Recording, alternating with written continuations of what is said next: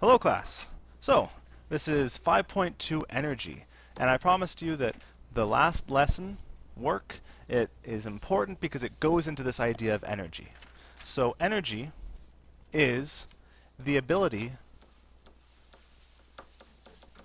to do work. So now all of a sudden we have this idea of energy, and energy lets us do work. It lets us apply a force over a distance. And this is the thing that is amazing. It's going to sort of solve a lot of physics problems.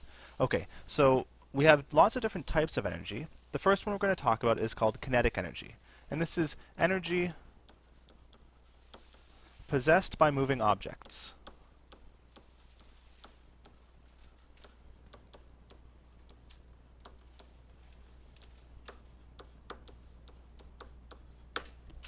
So whenever something is moving, it has kinetic energy. And we have an equation for that. It is EK, E with a little k, is equal to 1/2 mv squared. Okay? This is a scalar. It's not a vector. So you see that v is not a vector either. It's just how fast are they going. Okay? And we have for this units. Well, if we've got mass times speed squared, that looks like kilograms times meters per second squared. So we get kilograms meters squared per second squared. But we know from yesterday's lesson that kilogram meters squared per second squared, well, that's just joules. So you see that it has the same units as work did. And that's because energy is the ability to do work. Okay, so let's see, where does this value come from, this 1/2 mv squared? Well, we're going to consider the amount of work it takes to change speeds. So how much force do I need to apply over a distance to change speeds? It says, imagine a motorcycle moving at a constant speed, which then accelerates to a new speed. To accelerate, it must have a force acting on it. What is the work done by this force? Assume that all you know is the mass of the motorcycle, its initial speed, and its final speed. So let's try solving this one. We know that work is equal to F delta D. Good. Now we also know that F is equal to ma. So if I substitute that value for F into my work equation, I get work is equal to ma delta D. Okay, so we're getting somewhere. Now if I want to find my acceleration, and I only know my initial speed, final speed, and mass, well, mass isn't going to help us, but let's use some equation here. Vf squared is equal to vi squared plus 2a delta d. Okay, and if I want to find my acceleration from there, I can rearrange. A is equal to vf squared minus vi squared over 2 delta d. Okay, so now I'm going to substitute that into my work equation that I had above here. And you see that we're going to get, if I put this in here, work is equal to the mass, and then I substitute my acceleration here, vf squared minus vi squared over 2 delta d. And then this is again times delta d. That was our work equation. So you'll see that a few things happen. Our delta d's cross out, and we said that, well, I guess that's actually all that crosses out for now. So on this next line here, we've got work is equal to m times vf squared minus vi squared over 2. And that's equal to, if I sort of expand this, I get 1/2 mvf squared minus 1/2 mvi squared. And that is how much work it takes to go from a starting speed to a final speed. So you can see that this 1/2 mv squared, well, that's our kinetic energy. So this is the final kinetic energy minus our initial kinetic energy. And that's where this 1/2 mv squared comes from. And specifically, when I'm going at a certain speed, well, it took me 1/2 mv squared to get there, because if my initial speed was 0, the total amount of energy was 1/2 mv squared to get there. So there we go. Work is equal to this. So the next question is here, how much work is done to accelerate from rest to some final speed? Well, like I was just saying, work is equal to 1/2, in this case, mv squared, because the second term here, the vi, is 0.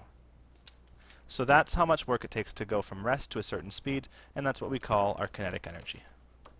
So that's where this 1/2 mv squared comes from. Okay, so we've got a problem here that we need to solve. It says calculate the kinetic energy of a 150-gram baseball that is traveling toward home plate at a constant speed of 35 meters per second.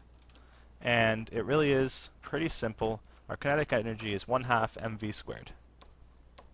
So we've got 1/2 times, I need to convert that to kilograms, so 0.15, and then v squared, so 35 squared.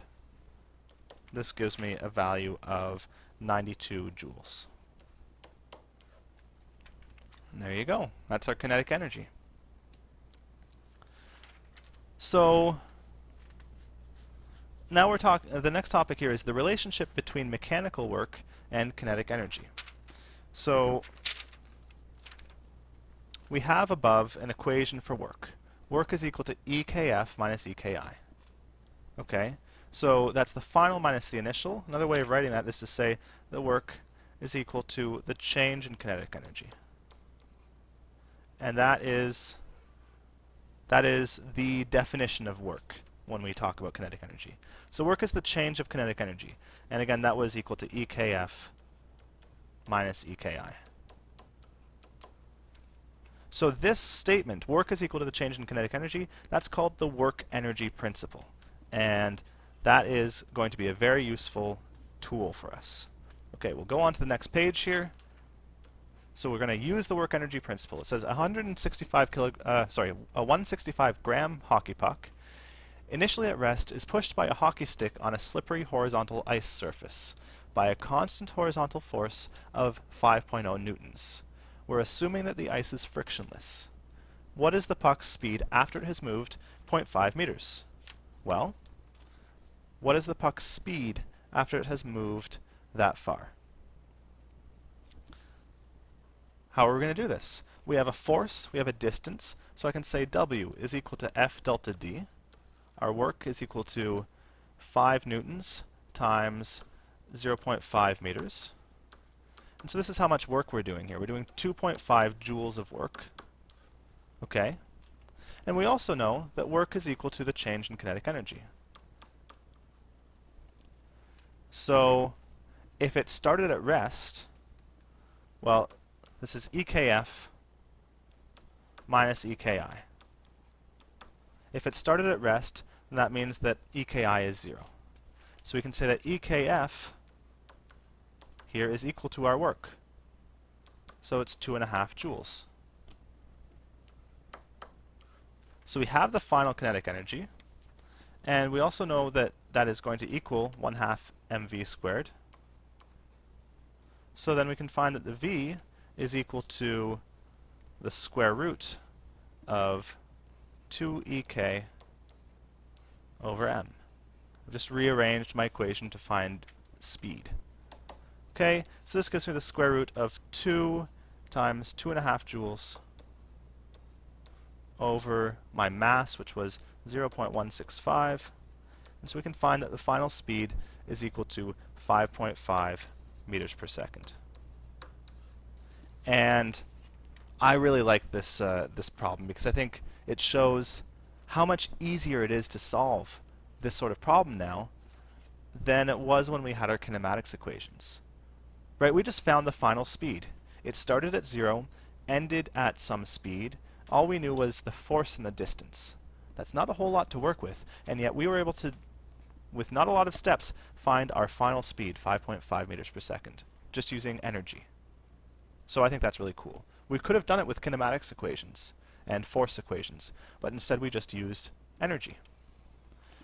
Okay, so now we're talking about one other type of energy. We talked about kinetic. Now we're talking about gravitational potential energy. So to start with, potential energy in general, potential energy is a stored form of energy.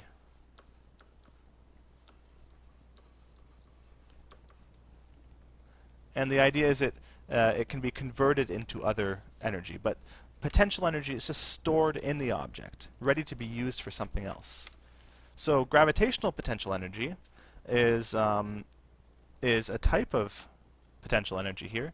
It is energy due to the gravitational force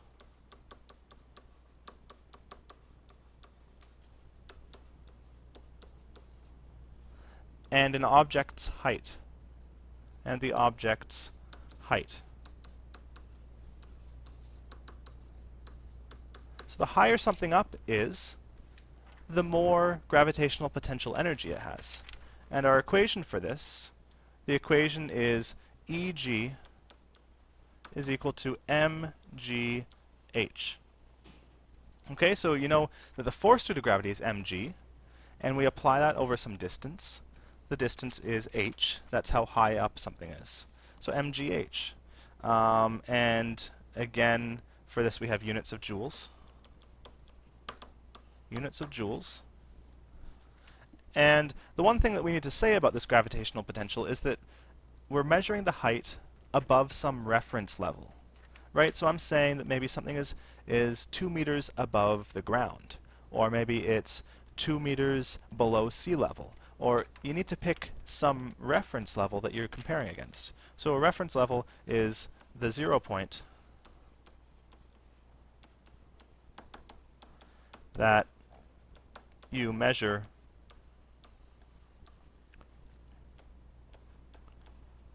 height from.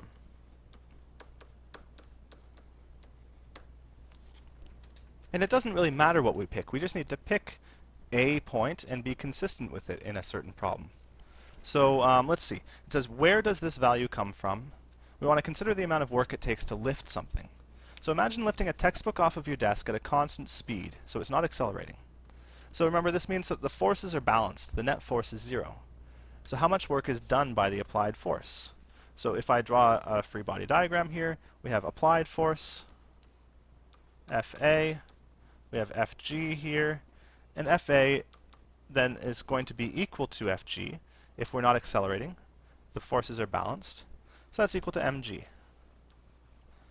So that means that if work is equal to F delta d, and we're rising it by some height h, then it means that the work is equal to mgh. So that's where our value comes from for work. So that's, this is our gravitational potential energy. Excellent. So, the question, what is the gravitational potential energy of a 48 kilogram student at the top of a 110 meter high drop tower ride relative to the ground? So we're talking about, like, at Canada's Wonderland, the drop zone. You go up really, really high, and then they just drop you straight down. So how much energy does this person have? Well, the equation is pretty simple. Eg equals mgh. We have their mass, 48. We have g is 9.8. And we have their height, 110 meters. And that's all it takes, really. So our gravitational potential energy is 5.2 times 10 to the 4 joules.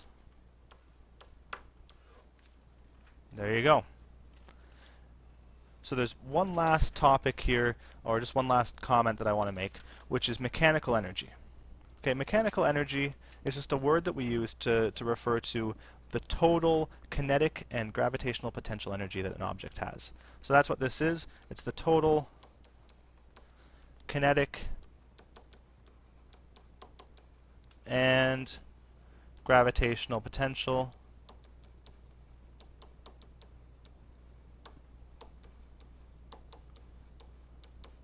energy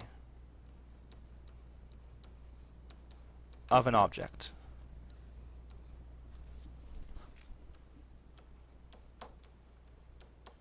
And so we can call it EM and is equal to Ek plus Eg, like this.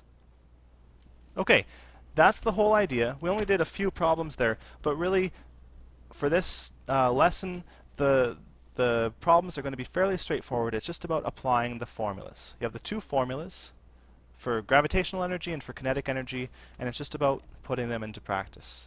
Good luck, and have fun.